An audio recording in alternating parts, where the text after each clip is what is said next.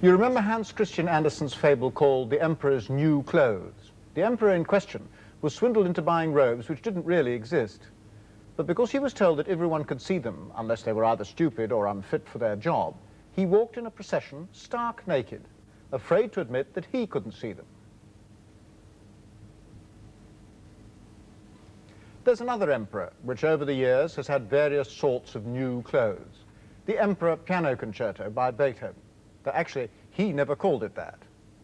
Within 40 years of his death, Beethoven had been given a new image to fit the romanticized notions of the second half of the 19th century. Like most famous pieces of music, the Emperor Piano Concerto has acquired layer upon layer of interpretational clothing, until what we expect from it today is very different from what Beethoven originally intended. For instance, I don't know how well you know the slow movement, but it's usually taken very slowly. And yet there are good reasons for believing that the opening would originally have gone something like this.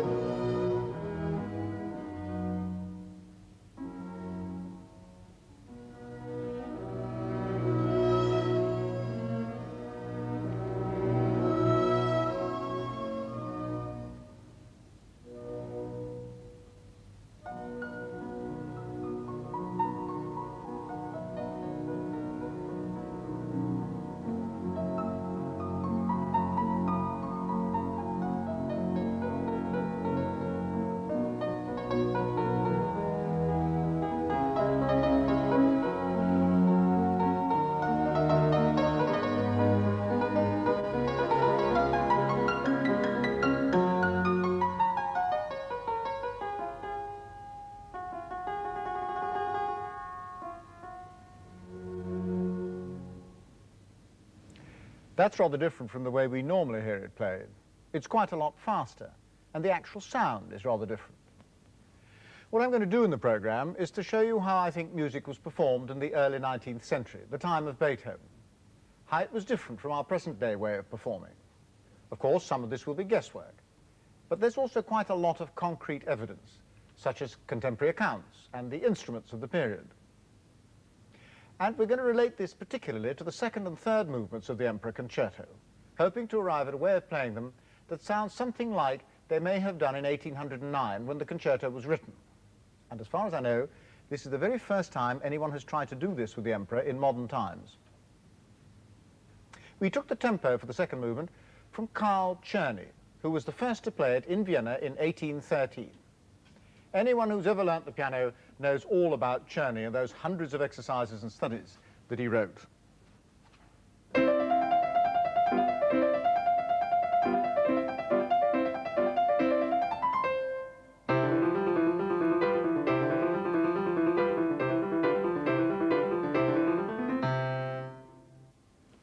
Well, Czerny was first a pupil and then a close friend of Beethoven's, and he has written extensively on how Beethoven should be played. Now, it's true that his book, The Art of Playing the Ancient and Modern Pianoforte Works, didn't appear until 1839, 12 years after Beethoven died. And Czerny was certainly a strong enough character to have included in it many ideas of his own. Nevertheless, it's valuable contemporary evidence. In Chapter 2, headed On the Proper Performance of All Beethoven's Works for the Piano Solo, he adds the following footnote. The author of this work has frequently been requested by many persons to treat of the performance of Beethoven's pianoforte works. He here therefore undertakes to fulfill this request and trusts that he is so far competent thereto, from having in his early youth, from the year 1801, received instruction from Beethoven in pianoforte playing, studied all his works with great predilection on their first appearance, and many of them under the master's own guidance, and at a later period, until the close of Beethoven's life, enjoyed his friendly and instructive intercourse. Czerny's recommendations produced some surprising results. You remember the first movement of the Moonlight Sonata.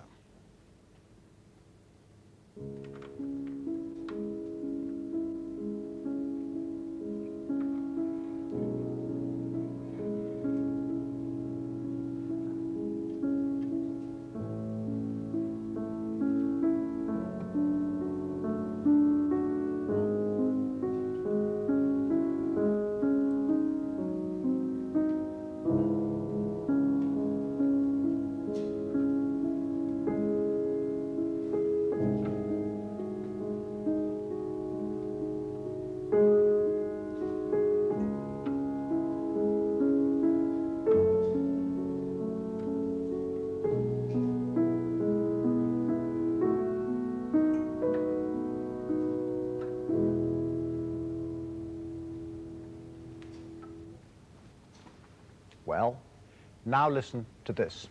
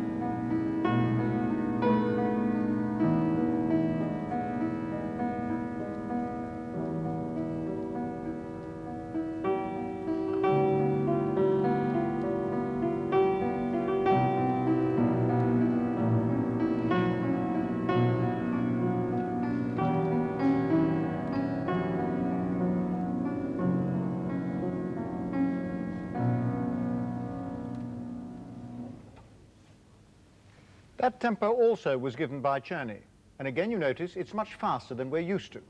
But the effect of the blurring, which is done by a pedal, that is indicated by Beethoven himself. I'll be talking more about pedaling later. This piano, by the way, is a reproduction of one that was built in Beethoven's time, and as you've heard, it's tuned slightly lower than the modern Steinway.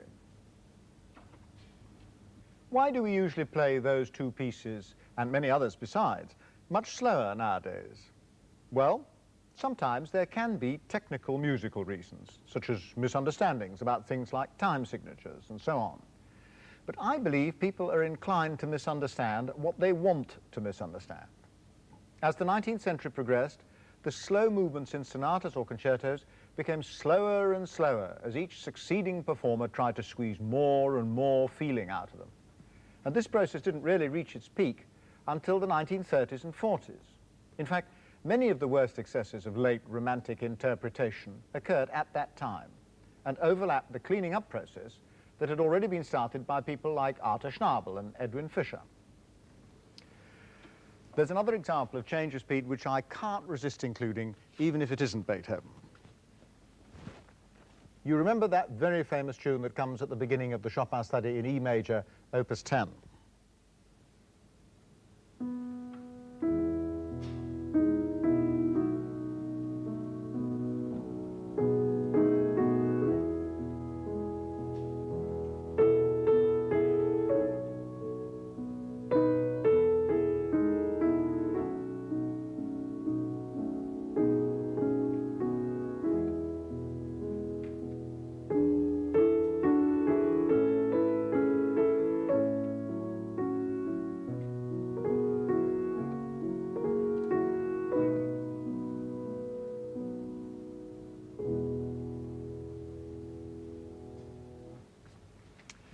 I've got here facsimiles of the two manuscripts of that piece. In the first one, Chopin has clearly marked it vivace, lively, which is probably the last word you'd use to describe how I've just played it. In the second one, he's modified it to vivace ma non troppo, lively but not too much so. By the time it got into print, this had become lento ma non troppo, slowly but not too much so, and had been given a metronome marking of 100 quavers to the minute. This speed was later confirmed by Chopin's pupil Mikuli. Now, I'm giving it all this build-up because even after those two slowings down, you're still left with this.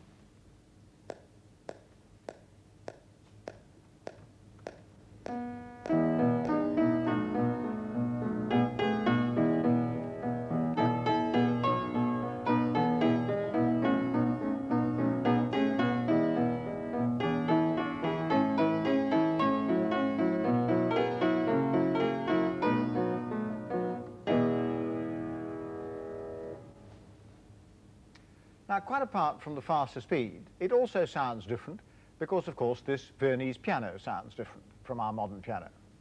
We already know this is the type of instrument that Beethoven had, but most of us don't associate it with Chopin, whom we think of as much later. But Chopin was born the year of the Emperor's first performance, and he grew up with the Viennese piano, which predominated throughout Eastern Europe, even as far north as Warsaw, where he lived. And we have Chopin's own word for the fact that he liked it, at least at this stage of his life. Beethoven, Chopin, just two composers of the early 19th century, probably the richest period in our musical history. The number of famous great works written in the 50 years from 1790 onwards, that's the time of the French Revolution, is quite staggering. Let me give you some idea of the composers that period includes: Mozart, Haydn, Beethoven, Mendelssohn, Weber, Schubert, Chopin, Berlioz, Liszt, Schumann, and many lesser names besides. It was a truly golden age and produced what is the core of our present-day concert hall repertoire. But it was an age of upheaval with the Industrial Revolution and the Napoleonic Wars. The whole of Europe was in turmoil. The Emperor Concerto was written right in the thick of all this in 1809. Napoleon was at the gates of Vienna, and Beethoven, whose house was on the city wall, was so upset by the noise of gunfire that he took shelter in the cellar of his brother's house. All that was 170 years ago, and at that time, musical performance was a very different thing from today. First of all, there was no such thing as standard pitch. It's almost certain, for instance, that a piano in Vienna would have been tuned at a lower pitch than one in, say, London, and certainly lower than today's standard pitch, which is why the Viennese copy we're using is tuned lower than the Steinway. Also, there are significant differences in the other instruments they used. They didn't have a conductor in our sense of the word. And they used a different-sized orchestra with different seating arrangement on the platform. In fact, in the Leipzig Gewandhaus, where the Emperor was very first played, even before Czerny played it in Vienna, in the Leipzig Gewandhaus, the violins and violas never sat at all. They stood throughout the whole concert, as happened in several other orchestras at the time. Probably lots of other things were different too. Things we can only guess at, abstract things to do with interpretation and style. They phrased their music differently, and because their instruments were constructed differently, the actual sound was different, as we've heard. I think they pedaled differently, perhaps even thought their music differently. Altogether, this is such an enormous subject that I can only touch on certain aspects of it tonight. What is certain is that today's fairly standard type of performance of the Emperor Concerto, with an orchestra of around 70 players under a conductor, accompanying a soloist on a modern concert grand, produces something Beethoven could never have dreamed of. That's not to say it's better or worse, or that he would or would not have liked it. I've always thought that was rather a pointless speculation. It's just to say that it is different, massively different. We've been trying out the slow movement to see just what sort of effect is achieved if we follow early 19th century practice. The soloist would have been responsible for controlling part of the orchestra, so he needs the music in front of him.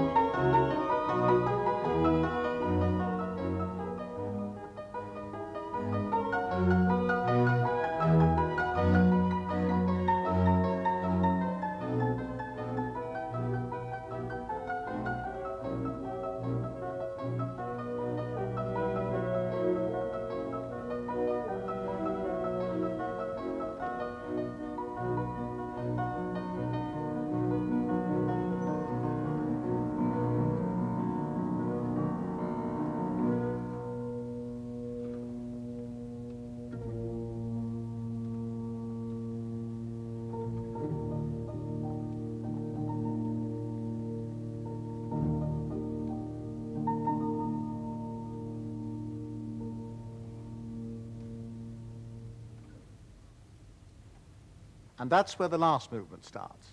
Roger, that tempo, what does it feel like to conduct? It feels very nice. It lies between 2 and 4, which makes it quite difficult. But I think the pulse must be in 2 because of that C with a line through it, the alla breve. And we know that the crotchet from Czerny was about 60, don't we? What about the whole sort of feel of the thing? Doesn't it change the mood, doesn't it, very substantially? It changes the mood from how one hears it with an enormous romantic symphony orchestra nowadays. Yes, but what I think it makes it is a typical late neoclassic piece of lyric music, rather like a piece of Gluck or a piece of Mozart, upon which Beethoven was able to put the gloss of romanticism, rather than it being very romantic music, which just hasn't got very far yet. Yes. What about the layout? I mean, I enjoyed immensely sitting right in the middle of the orchestra. What is your feeling about controlling it? Yes, well, it's fairly similar for me to an ordinary orchestra, but I think the layout's very good because you've got all the basses, the back, at your back, so you've got a central bass section, which was the way Baroque orchestras were laid out. The violins are opposite each other, which is very nice. The wind are very much to hand, yes, singing as a choir there, yes, to one side, and I like that very much. I thought the layout was perfect. Yes, it gives a marvellous texturing, doesn't it, with all the top and on the one side there. And everyone can hear everybody else, which is excellent. Now, of course, the other question, this question about conductors and not conductors, I mean, granted this layout, which favoured this idea of the divided control, the keyboard player at the bottom and so forth, what about it? I mean, we don't know exactly when conductors started conducting. Well, we know a little about it because they started conducting, I mean, Bach conducted, for instance, his choral things. When there were a lot of performers very far away, you tended to need a conductor. Handel conducted his oratorios a bit and his operas a bit. And we know, for instance, that Haydn conducted the Creation, as one witness said, with both hands. In other words, he certainly didn't have any hands on the keyboard. Yes.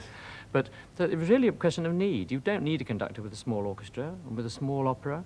And as the forces get bigger and as the orchestras got bigger, you simply did begin to need one. With the piano concerto, you almost certainly wasn't one. No. And the interesting thing, of course, is that there is a supposition, I feel, in the score that the pianist is supposed to be playing through all the orchestral things, which we did. Indeed, and so you did. Yeah, you play the continuo, and you could probably control the whole thing even with nobody standing there at all, or certainly with the violinist standing, and we've tried all these various methods, and we're experimenting all the time. Well, we're probably going to try that, aren't we? We're certainly going to try the last movement yes. without me, and I shall enjoy listening. Thank you very much. Thanks very much. John Holloway. First of all, let's ask you about the fiddle. It's not a modern one, is it? No. Well, the most apparent, thank you, the most apparent differences are those of what is missing. In other words, there is no chin rest, and there is no shoulder rest or pad on the back of the instrument, and there's no E-string adjuster, the little screw device that's used for tensioning the metal E-strings that are custom on modern violins. And the strings are the top 3 gut, and the bottom one is silver wound on gut. But I think perhaps most interesting are the differences in the bows. I've got 3 here, which I hope will illustrate a sort of progression. This bow, which as you can see is very down-curved, is what I would call a true Baroque bow, a very early 18th century bow, possibly even earlier. This one, where you can see, as compared with the other one, the remains of a down curve at the end, but this beginning of the up curve here is more transitional, mid-century, I would say. And this one, which is the one that I've been using for the concerto, is a late 18th century bow, and you can see what's happened now. The curve has gone outwards, and the head has developed a sort of hatchet shape, and therefore some weight and some sustaining power. But it is, in fact, though I haven't got a modern bow here to compare, it is about 2 inches short still. So that though it will sustain more, and though it has got more weight, it's still short, and it's still narrower this way. Yes. When in the slow movement, I mean, there are lots of long-held notes and so forth. I mean, would they have been any different at the slower tempo? Presumably they would present problems with the instrument. With both with a shorter bow, with less weight in it, and also with the gut strings which need a certain speed of bow to speak at all. In fact, there's a logic, a technical logic about the faster tempo, as well as there being, in my opinion, a very good musical logic. How do you feel about the prospect of playing and being concertmaster? I must say I'm looking forward to it very much. It's not something that I've done a lot before, but it's something which I think we all agree must have happened. And therefore the potential must be there for some way of making music which is essentially different in its atmosphere, in that I think that for the orchestra there is a crucial psychological difference between being directed by somebody who doesn't himself make a sound and being directed by the two of us who are both involved in the making of the sounds. Well, good luck. We're going to both need it. Thank you. Sophia, fascinating oboe to me because it has virtually no keys. Tell me about it, can you? Well, it's typical of the second phase in the development of the 18th century oboe. Oboes like this were made, I should think, from about 1750 onwards till even into the 19th century. It has only a C key and an E flat key, no octave hole, nothing. You get all the notes by just sort of overblowing or cross-fingering. Can you show us a no overblowing and getting an octave? Well, good luck.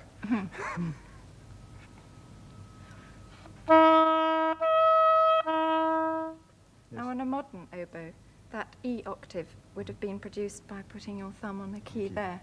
But with this, you just sort of hope for the best and sing it slowly. The tone is different too. Yes, and the tone of this is very different from an early 18th century oboe as well. It's slightly more silvery than an early 18th century oboe, which has a very dark sound, very suitable for Bach and Handel.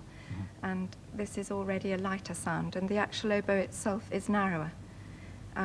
You see, you let me touch it earlier. It is so Yes, light, isn't it? yes. It's incredibly light.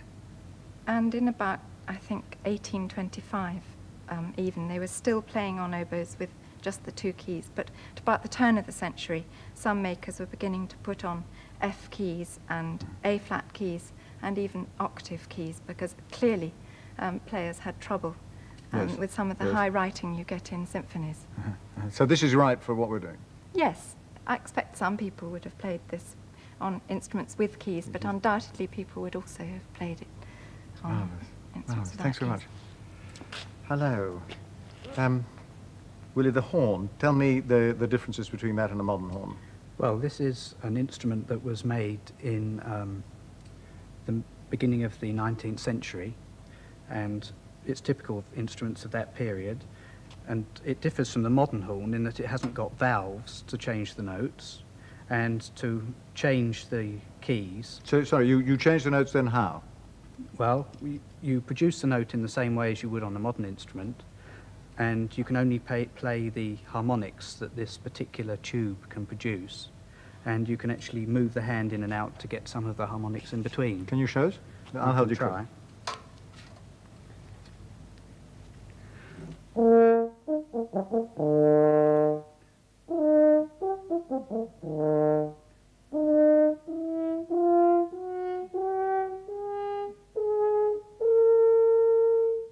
It completely changes the texture of the sound, isn't it? That's the Yes, crucial point, yes. isn't it? It Yes. actually And they must have changes known. the timbre of the sound, yes. And the composers presumably knew this, so that if we play them all with the same timbre, we're actually doing a disservice, presumably, to what the That's composer. perfectly true, yes. You can see that there are some striking differences between modern orchestral instruments and those we're using in this program. Now, let's look at the piano. Here it is beside its modern counterpart, the Steinway Concert Grand.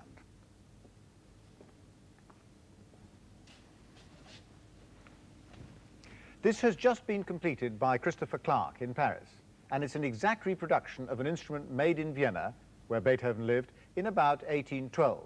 That's 3 years after the Emperor was composed. The original, which is part of the Finchcock's collection, was made by a man called Johann Fritz. We know very little about him, but the piano is absolutely typical of Viennese instruments of the time. It has comparatively thin strings, which don't put too much tension on the wooden frame, whereas the Steinway needs a cast iron frame to carry its much thicker strings. And then, perhaps most important of all as concerns the sound, whereas the Steinway's hammers are covered in felt, these on the Fritz are covered in leather. We've looked at some of the ways the instruments in Beethoven's time were different from ours. Now, let's consider the question of the text, what Beethoven actually wrote. That's not as easy as it might seem. Whether you go into a shop or a library, it's virtually impossible to find an accurate printed version of the original text, an urtext as it's called. There have been lots of printed versions, but they've all been edited in some way. 19th century editors felt entitled to change and add to what the composer wrote. Not usually the notes themselves, though some did even that. Mostly, however, editors confined themselves to altering or adding interpretation marks. They would feel free to change indications of such things as phrasing, slurring, touch, loud and soft, and speeds, and so forth. Soon the first edition would be out of print, and all that would be available would be Mr. X's or Mr. Y's edition, without any way of knowing what was their work and what was the composer's. I mentioned phrasing just now. It's a very important part of musical interpretation. Just as a poet uses commas and full stops to show the grouping of his words, so a composer uses curved lines to show the shape of his musical ideas. We call this musical phrasing, and it is this, above all, that editors down the years have felt free to change, often drastically. In Beethoven's time, musical phrasing was used differently from the style developed in the later 19th century. I can remember years ago having trouble with this fairly simple movement out of Beethoven's early A major sonata. In the edition I happened to have bought, it was phrased like this.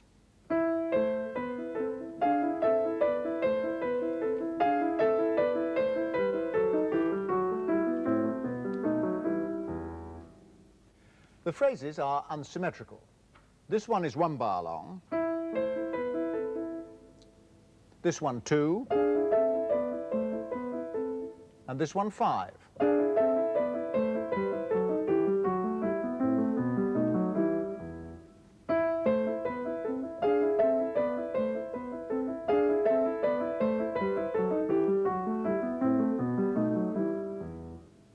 Now, what Beethoven actually wrote was this.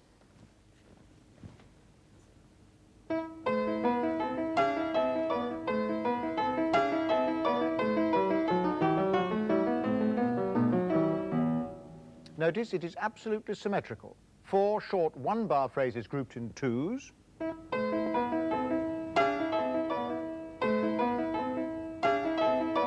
Balanced by 1 4-bar phrase.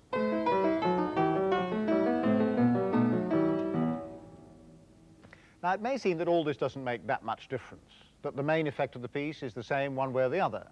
And it's true that changing a musical phrase doesn't change the meaning, like a misplaced comma can in a sentence. But the crucial point is that symmetrical phrasing is typically early Beethoven. It's classical, whereas the edited phrasing was typically late Romantic, actually published in 1903. As one becomes more aware of the difference, it starts to matter very much. In the case of the Emperor Concerto, the Breitkopf and Hartel edition of 1811, published in Leipzig, is usually referred to as the first edition, but actually Clementi's of London produced one a few months earlier. There's not a lot of difference between them, but since we know Beethoven supervised the Breitkopf and Hartel edition, we're using that one. We're actually playing from it. Beethoven's piano concertos have not suffered anything like the messing about at the hands of editors that his piano sonatas have. Nevertheless, you can see here how in this edition of the 1930s, the editor has completely changed the curved phrasing marks of this tune compared with the first edition.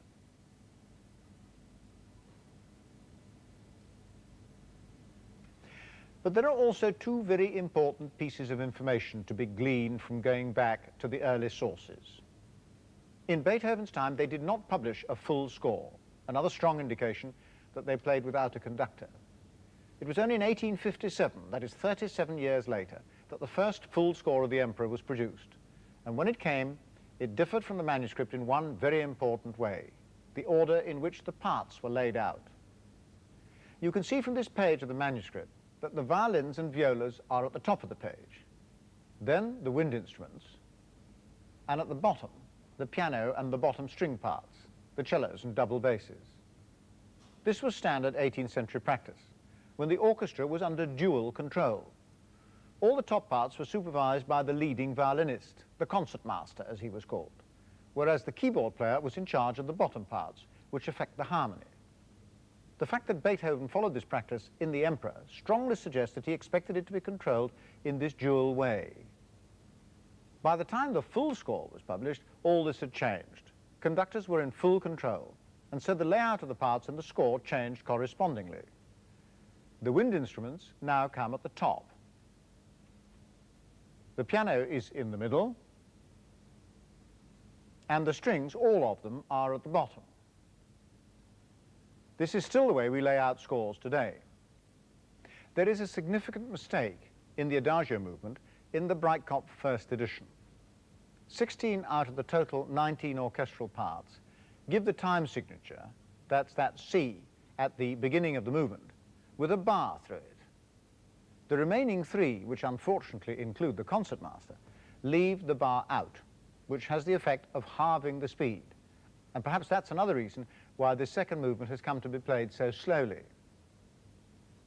There's one more important aspect of piano playing I want to talk about, and that is the style of pedalling in Beethoven's time. I'd like to go into this in some detail.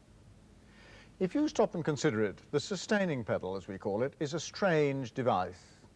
The piano, like the harpsichord before it, has individual dampers on each note, which stops them sounding as soon as you take your finger off the key.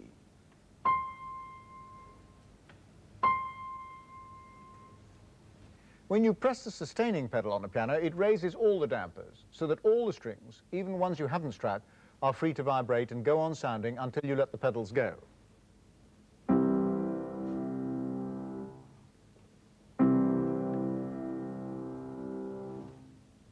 To us, it's an integral part of the instrument and its effects, so much so that it's only very recently that I found myself questioning its use at all. And once I began doing that, the results were quite startling. First, it suddenly occurred to me that it is unique. No other instrument has a gadget for prolonging the sound in this way. I found myself asking, why then should the piano have one? It couldn't just be to avoid gaps in the sound between each note and the next, because in all the music of the first 50 years of the pedal's existence, you can link them perfectly well with your fingers on the keyboard.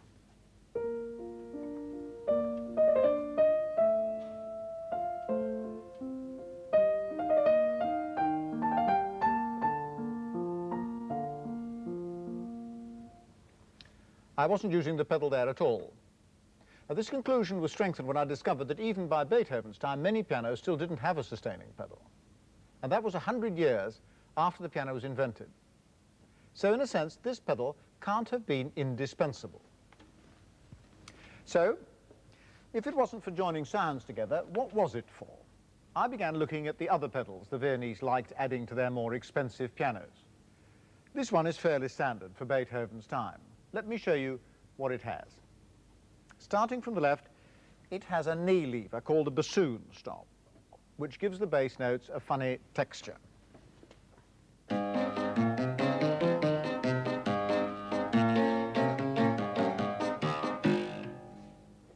Then the first pedal shifts the keyboard sideways so that the hammers hit only one string instead of 3, the una corda as it's called.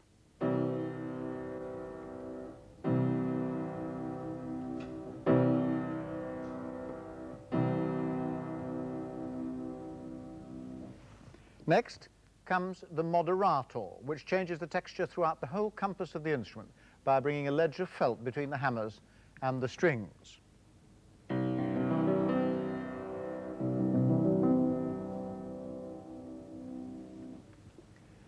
Next comes the sustaining pedal. And last, this one, which is the most gimmicky of them all, the drum and bells.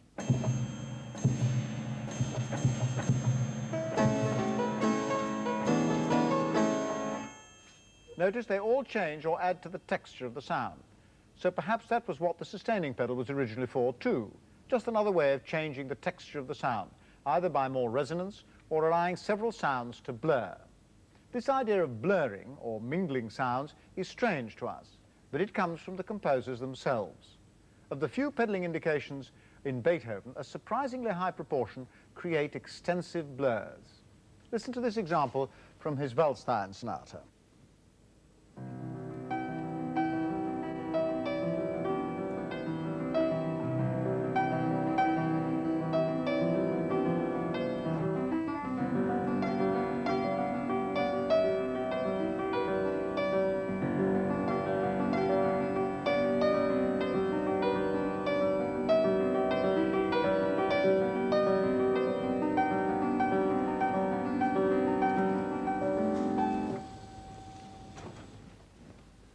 There's another very similar example in the last movement of the Emperor.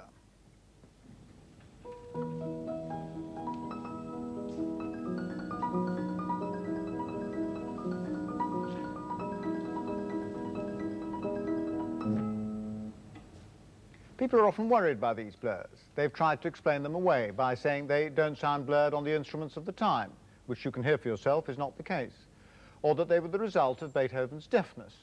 But Haydn was not deaf, nor was Schumann, nor any of the many composers who marked similar kinds of pedalling in their music. I'm sure that this blurring was quite deliberate, that they liked the effect. You see, there were precedents for it. There had been a craze in the first part of the 18th century for an instrument called a pantaleon, which was a huge kind of dulcimer. This instrument had no dampers at all, and so the blur must have been tremendous, quite deliberate, and part of its attraction. We can find no working example of a pantaleon, but it has a modern equivalent in the cymbalom.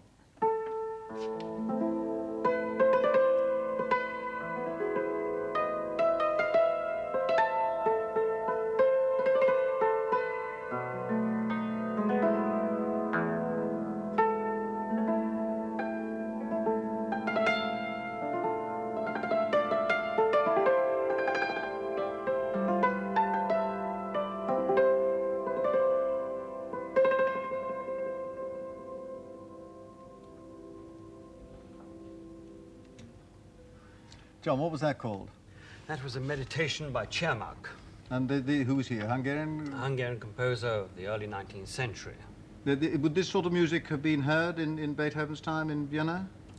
Well, Beethoven, we know, he certainly heard the cymbalom because one of his favorite violinists was a Hungarian gypsy called Bihari, who always had a cymbalom accompanying him.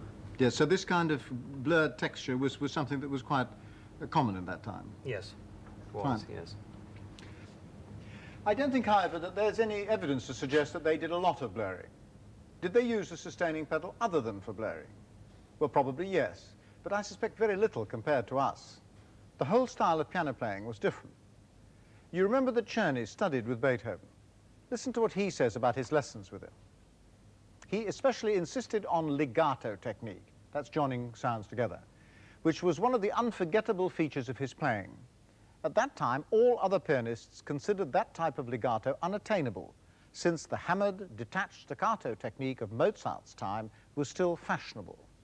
The hammered, detached staccato technique of Mozart's time. It makes one think, doesn't it? Even in Chopin's time, 30 years later, pedaling was not as it is now. Listen to a contemporary of his, Madame de Fleurville. Chopin wanted his pupils to study without using the pedal and only to use it sparingly when performing. It was this use of the pedal as a kind of breathing that I noticed in Liszt when I heard him in Rome. Let me take a well-known Chopin tune, like the one in the A-flat major ballade, and try and show what all this adds up to. Here is a facsimile of the manuscript. Incidentally, I've always been fascinated by the minute way Chopin crosses out his mistakes. Notice the particular care with which he writes in the pedaling. Ped for short when the pedal should go down, and this circle with a cross through it when it should come up. These are the markings of someone who cares very much about pedaling.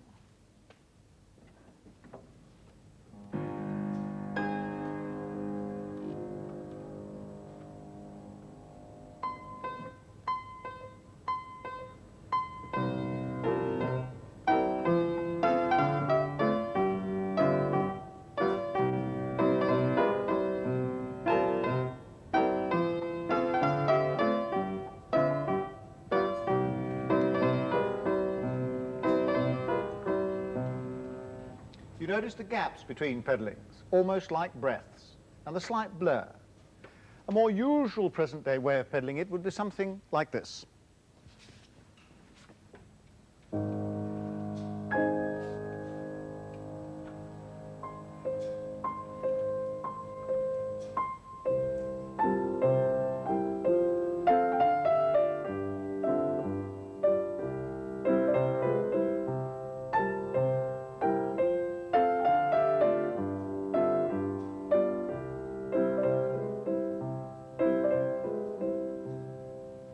You notice the pedaling there is virtually continuous, looping the chords together with those quick little changes that stop any blurring.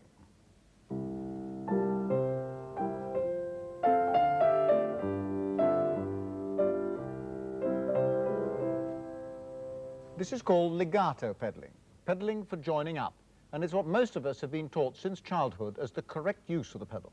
And yet I can find no evidence of it in Chopin, Schumann, or Liszt. In fact, the very way of writing it down didn't emerge until the beginning of this century. So maybe that also was the beginning of its use. It certainly doesn't seem to have been in use in Beethoven's time.